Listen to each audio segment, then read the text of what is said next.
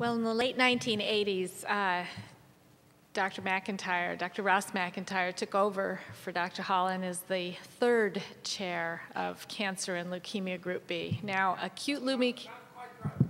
I was the chairman for 18 years, and then Tom Fry was reelected. Sorry. Ross took over for Tom before my time. Ross, you're next.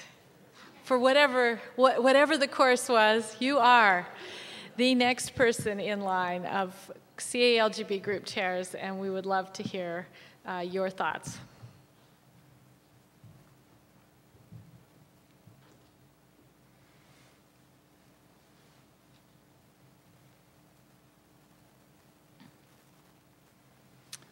It's been 16 years since I turned the leadership of CALGB over to Rich Shilsky and headed into the sunset of retirement. Since then, I have found myself increasingly drawn towards moving water, ancient wood, and solar power. Why? Well, because now that I'm nearly 80, I find that the last ice age seems much closer than it used to. And the next one may be staring my grandchildren in their face. If there's any real purpose for keeping the elderly around, it must come from the perspectives that only the aged can offer. Today I will speak of changes in clinical cancer research, in the wealth of this nation, and in optimism. Years ago, NCI investigators reported the clear benefits of platelet transfusion in thrombocytopenic patients receiving chemotherapy. Within a few weeks after this work was published, I received an already written application to supplement my CALGB grant. It had been prepared within the NCI. All I had to do was to complete the budget page that requested the funds for a refrigerated centrifuge and a rotor, and for the salary of the person who would use it to make platelet packs. I signed it, had my institution sign it, and I passed go. Within a few weeks, there was a platelet transfusion program up and running within my institution and other CALGB institutions. How times have changed.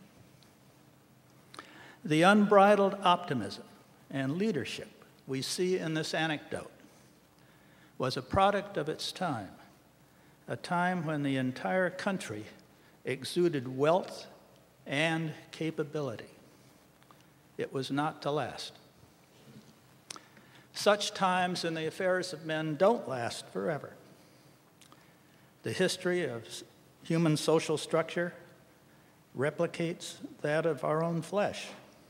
Birth, development, maturity, senescence, and death. The process goes faster with resorts, banks, and car companies than with universities, countries, and empires. It may be slowest with some religions, but even these change. Stegner puts it well. Order is the dream of man, but chaos, which is only another word for dumb, blind, witless chance, is still the law of nature.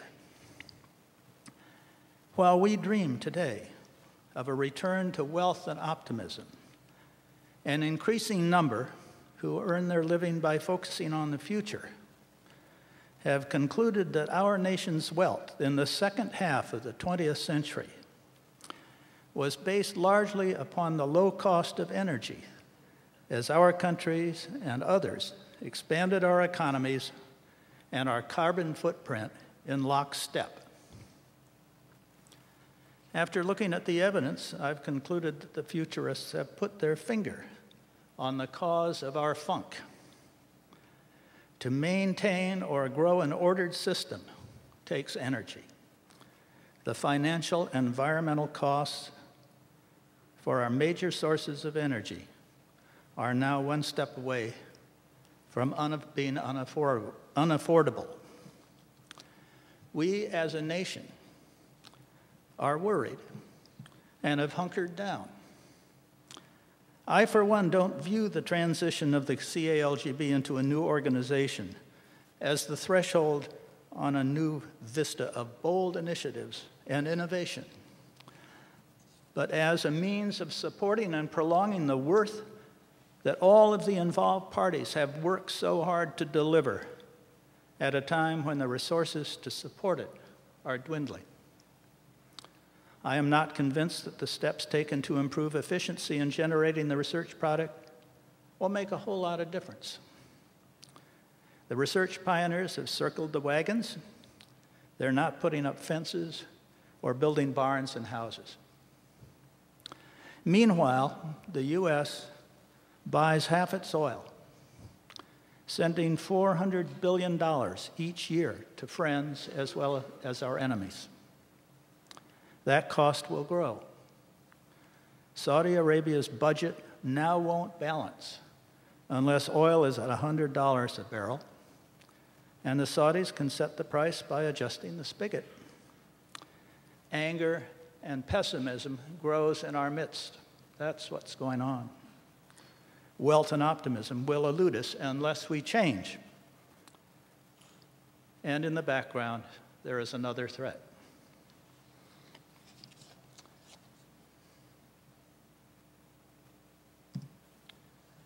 My recent memoir, and I just happen to have a few copies if people want signed. Paddle beads from these little tiny drops, not the big drops, but you see the little ones out here. When water falls from the paddle onto the still surface of a pond and is viewed in the low incidence light of early morning or evening, the large drops give birth to those tiny beads that I refer to as paddle beads. They scoot off across the water's surface, rolling on it for a minute, and then pop, they're gone, water again. I hope you will accept the lifespan of these droplets as an allegory for our own lifespan in the context of geological time. Geological time marches on, unperturbed by human-derived systems and largely unnoticed by humans, until, as recently, it moves a part of Japan 9 feet closer to the United States. A chapter in my book describes the conservation easement on land along the Connecticut River. We granted this some years ago, and it ensures that the land won't be subdivided, developed, mined, drilled, or otherwise exploited. The grant is in perpetuity. I then make the point that lawyers and geologists have very different views as to what constitutes perpetuity. The conserved land was once at the bottom of Lake Hitchcock, a 200-mile lake that was formed behind the terminal moraine as the Laurentide ice sheet melted at the time of the last ice age. A count of the annual winter-summer record of inflows in lake sediments give the lake a lifespan of 4,100 years. Then about 6,000 years ago, the dam broke and the lake drained, and people moved on to the land. The bottom of this old lake bed is wonderful farmland today. You can get 150 or more bushels of corn per acre off it with no irrigation. And corn is going for $6.75 a bushel, but this too will change. Just down the road from where I live, the Army Cold Regions Laboratory has in its freezer ice cores taken from ice laid down during that last ice age, the one that I feel closer to. These ice cores, drilled from the Greenland ice cap, this one in the picture, from about 5,000 feet down, provide a year-by-year layers of ice for the last 115,000 years. By measuring the ratio of oxygen-16 versus oxygen-18 in these samples, it is possible to calculate the temperature of the water that evaporated to make each year's ice.